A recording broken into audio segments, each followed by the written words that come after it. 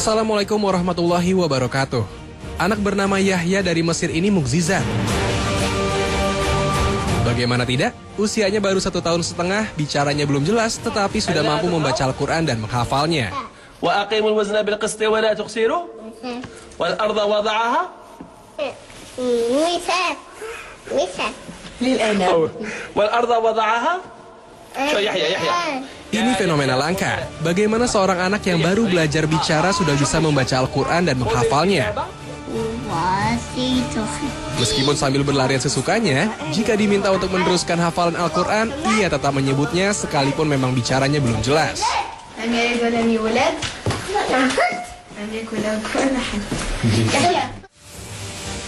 Sementara yang satu ini bernama Tabarak, yang juga dari Mesir. Dia sudah hafal 30 juz sejak usia masih balita di usia 4,5 tahun, sehingga didaulat hafiz termuda di dunia.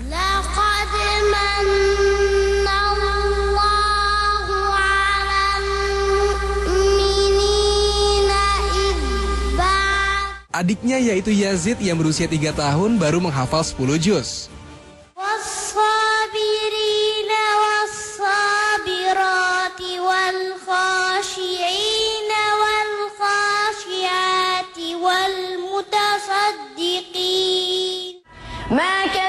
Mukjizat Al-Quran bisa kita rasakan juga pada diri anak 12 tahun ini. Di usianya yang masih belia, dia sudah bisa menghayati kalimat-kalimat Al-Quran. Saat membaca surat An-Najm, ia tidak kuasa meneruskan bacaannya karena terharu.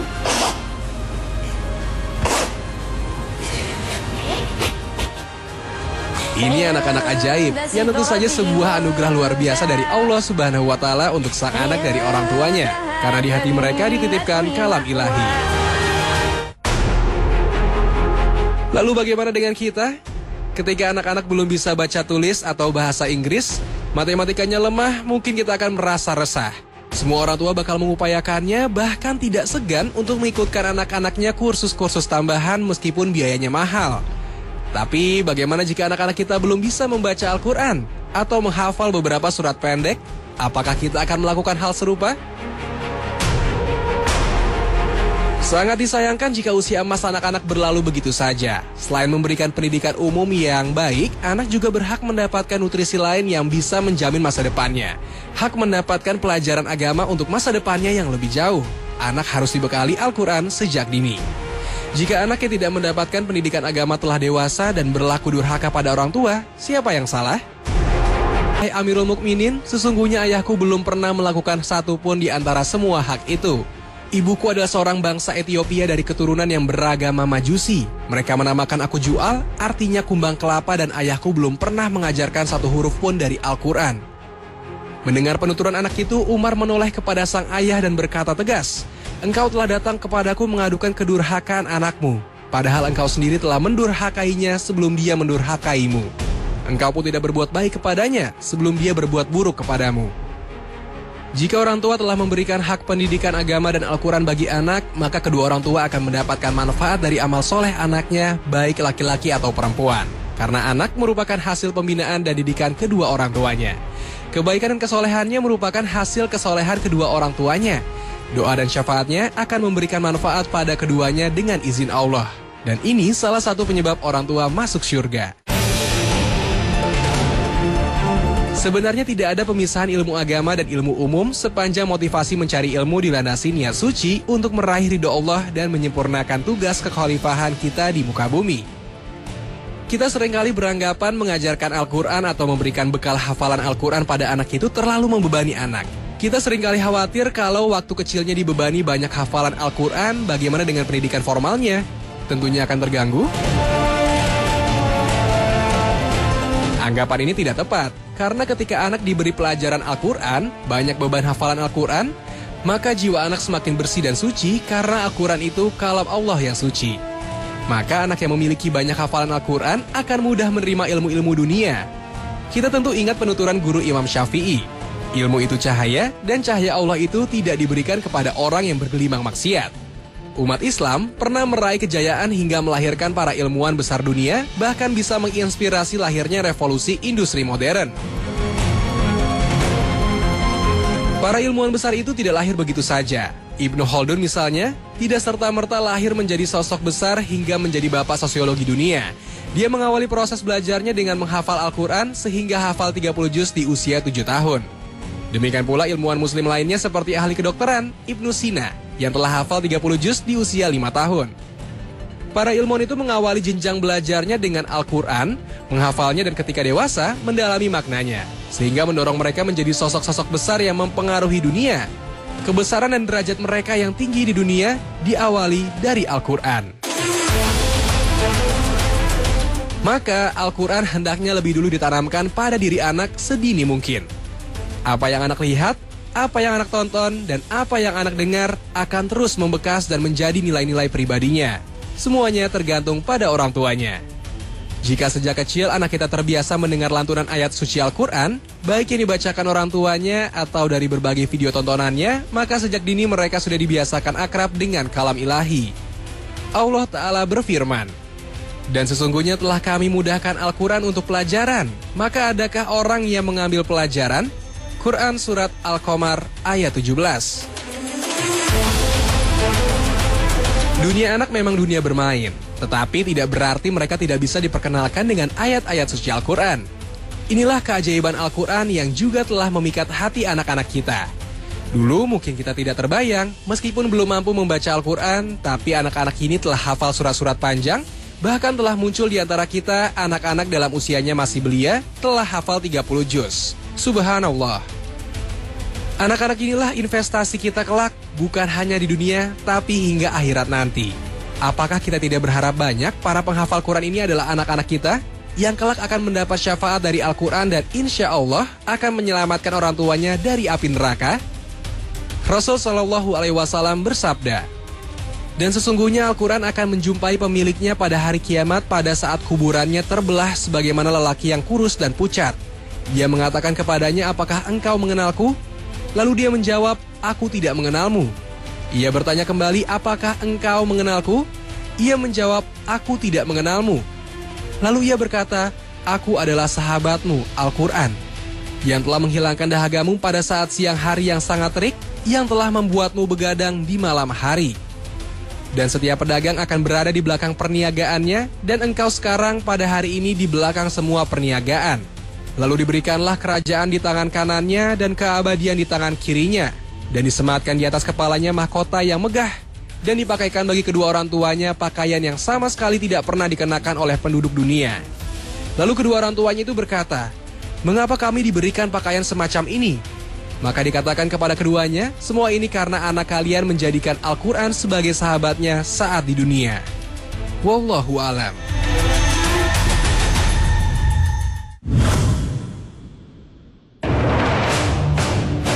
Pemirsa Hasanah, pornografi masih menjadi persoalan tersendiri bagi masyarakat muslim di dunia, khususnya muslim di Indonesia.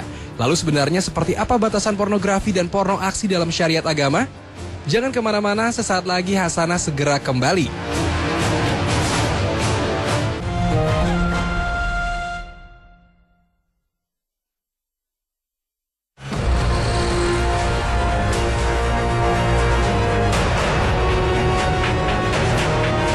Pemirsa Hasanah, pornografi masih menjadi persoalan bagi masyarakat di tanah air. Beredarnya gambar-gambar di dunia maya semakin membuat gambar-gambar berbau seronok mudah didapat.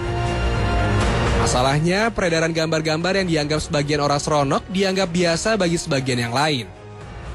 Lalu bagaimana dengan syariat agama mengatur batasan pornografi? Pornografi adalah pengumbaran aurat wanita serta eksploitasi daya tarik seksualnya. Hukuman haram 100% tanpa ada perbedaan secuil pun di kalangan ulama. Bahkan dalam kacamata syariah, jangankan pornografi, sekadar membuka bagian tubuh yang wajar terlihat seperti rambut, lengan, kaki bagian bawah atau leher sudah haram hukumnya. Apalagi sampai memperlihatkan dada, paha, serta aurat besar lainnya.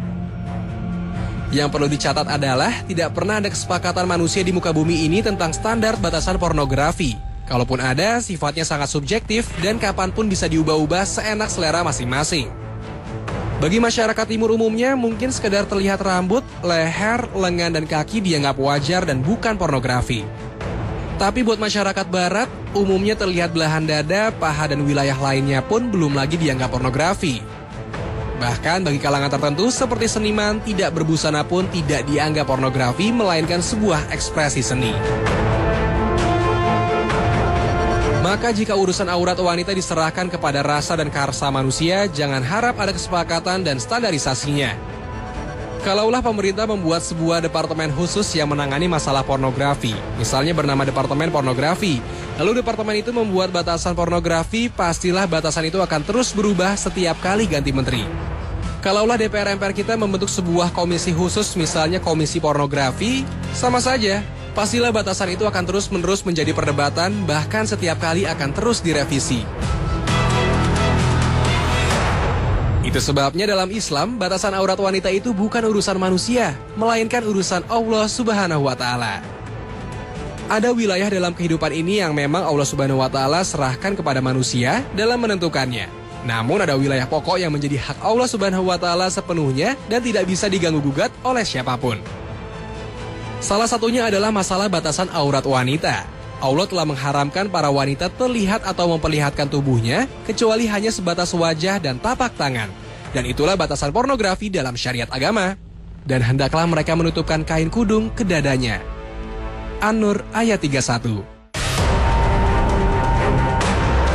Kalau kita konsekuen dengan Al-Quran dan As-Sunnah, gambar wanita yang terlihat rambutnya termasuk kategori gambar tidak senonoh, karena rambut itu aurat dan aurat itu wajib ditutup. Sedangkan sengaja berpakaian yang tidak menutup aurat, itu dosa besar. Demikian juga dengan gambar wanita yang terlihat tangan atau lengannya, atau betis bagian bawah, atau leher, atau tapak kakinya. Juga termasuk ke dalam kategori gambar tidak senonoh karena semua itu adalah aurat wanita. Namun kalaupun harus berkompromi dengan mereka yang menentang penetapan batas tentang pornografi itu, paling tidak kita harus menyatakan bahwa di luar masalah itu ada sebuah perbuatan terlarang lainnya, yaitu membuka aurat. Wallahu a'lam.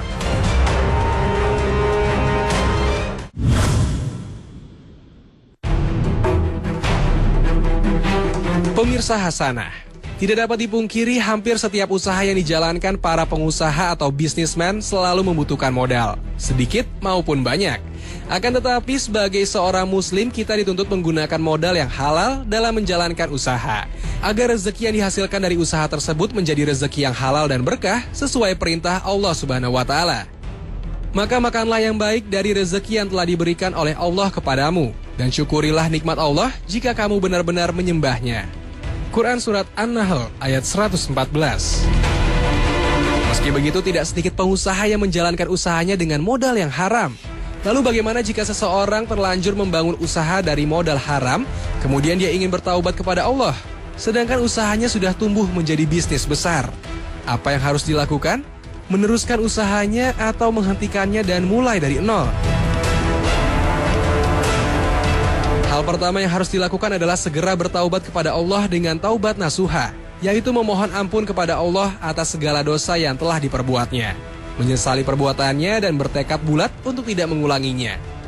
Hal ini sebagaimana firman Allah Subhanahu wa Ta'ala.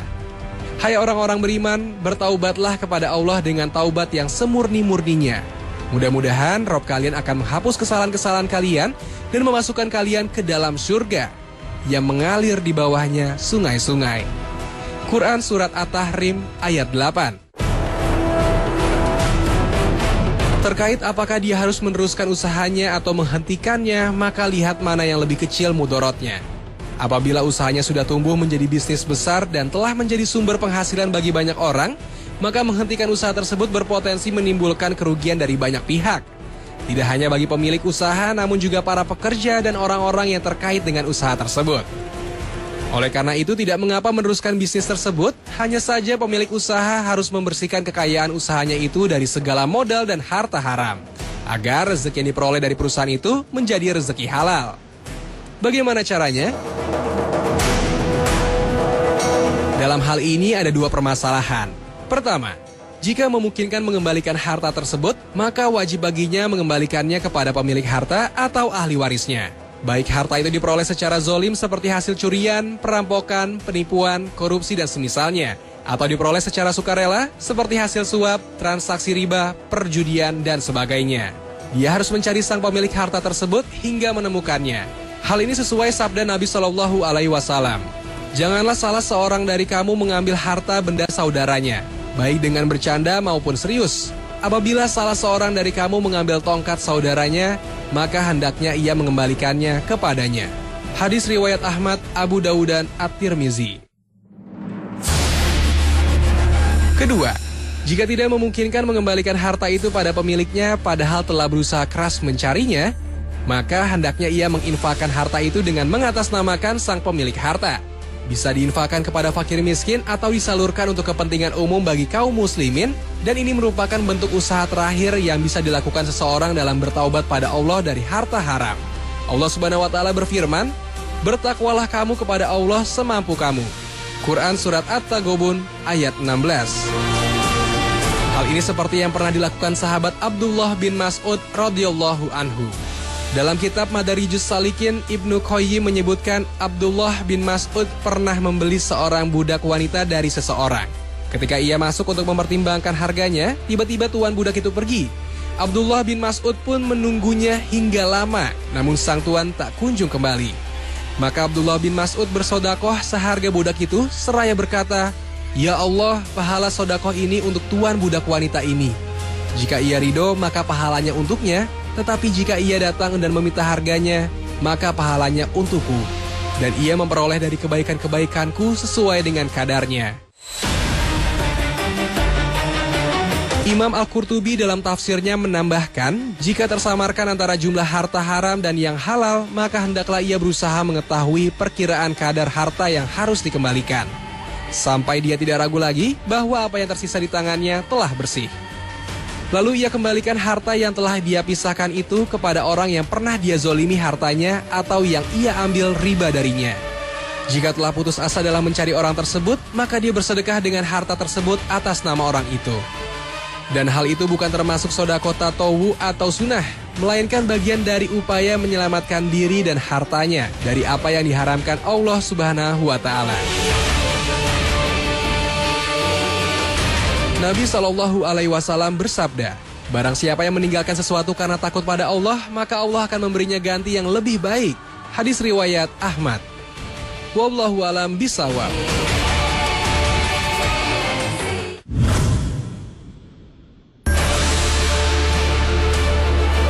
Pemirsa, bagaimana anak-anak pang dan jalanan menemukan jalan kembali? Kolong jembatan menjadi saksi kembalinya para anak-anak yang dipandang sebelah mata oleh sebagian orang. Jangan kemana-mana, sesaat lagi Hasanah Inspirasi segera kembali.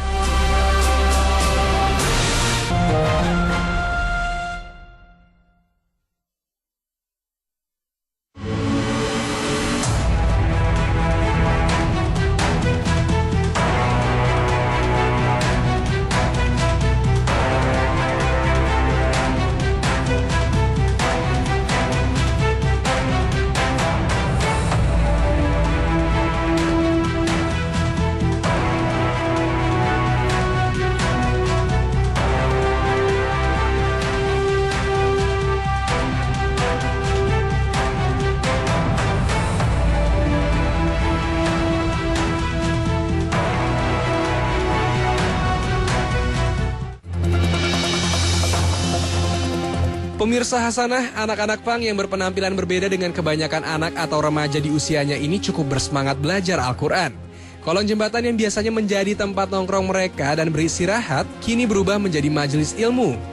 Mereka yang biasanya dipandang sebelah mata oleh sebagian orang karena penampilan dan aktivitasnya di jalanan ini seakan menemukan jalan dan kesempatan kembali kepada fitrahnya. Fitrah mengenal Tuhannya dan kitab suci. Kesadaran kembali mengenal Tuhan di kalangan anak-anak pang ini berkat kegigihan para aktivis muslim menyadari bahwa semua anak-anak muslim siapapun dia berhak mendapatkan bekal ilmu agama.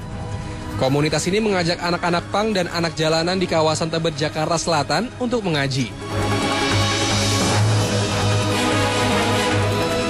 Ide ini awalnya digagas oleh Halim Ambia, seorang dosen dan penulis buku sejak 3 tahun silam. Dengan mengedepankan tali persahabatan saat menelurkan ilmu kepada anak-anak pang dan anak jalanan yang belajar mengaji dengannya. Tidak hanya rutinitas keagamaan yang akan diraih, anak pang dan jalanan yang notabene hidup di jalan akan diberi motivasi untuk dapat bertahan hidup dan bisa kembali berkumpul bersama keluarganya. Agar menginspirasi pada orang di luar sana bahwa anak pang dan anak jalanan itu tidak senegatif yang mereka bayangkan. Mereka juga haus pelajaran keislaman, dia haus ruhani. Maka harus ada orang yang merangkul. Masjid selama ini masih jauh di hati mereka. Maka saatnya masjid memasukkan programnya ke kolong jembatan, mendekatkan kepada mereka. Sebetulnya ilmu agama yang dasar ya, kita belajar mengaji Al-Quran, lalu membaca bacaan-bacaan dalam sholat, ya, kemudian zikir, praktek zikir, terutama praktek zikir. Karena untuk memisahkan mereka dari narkoba, maka kita harus menggunakan terapi zikir gitu. Dalam mencapai tujuan yang diharapkan, komunitas yang saat ini beranggotakan sekitar 100 orang ini tidak semulus yang diharapkan. Anak jalanan dan pang yang seluruh waktunya dihabiskan di jalanan dan melakukan hal-hal yang tidak terpuji, punya kesadaran yang rendah dalam memaknai apa arti belajar Al-Quran. Apalagi penampilan fisik mereka yang tampak lusuh seringkali dicurigai menjadi masalah tersendiri bagi anak-anak pang dan anak jalanan untuk kembali kepada Tuhannya. Memang secara fisik begitulah penampilan mereka. Tato dan telinga bekas tindik tampak di wajah dan di bagian tubuh mereka. Padahal yang demikian ini merupakan hal yang lumrah bagi mereka sebagai anak pang. Memang sempat terselip keraguan yang dirasakan anak-anak pang dan jalanan ini, bahwa tato di tubuh mereka menjadi ganjalan tersendiri sehingga mereka tidak patut berhijrah. Hal inilah yang justru dipandang oleh para aktivis dalam berdakwah pada mereka, bahwa proses mentato diri ini dianggap sebagai proses hijrah, karena kehidupan adalah proses hijrah terus-menerus. Saatnya bukan mentato tubuh, tapi mentato hati dengan kalimat La ilaha illallah.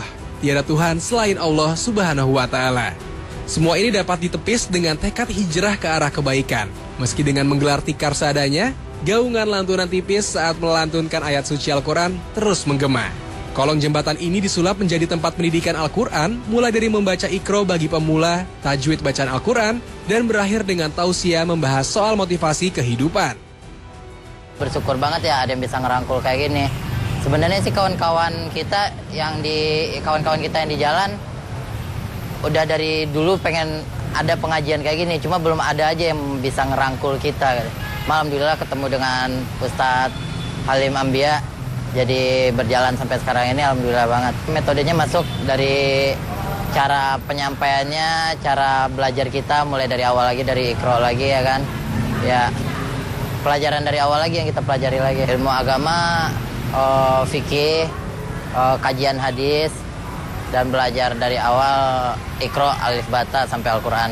Pengen berubah lebih baik lagi dan mudah-mudahan istiqomah sampai ke depannya dan bisa mengajak kawan-kawan yang lain lagi. Banyak hal yang dapat dipetik dari komunitas ini.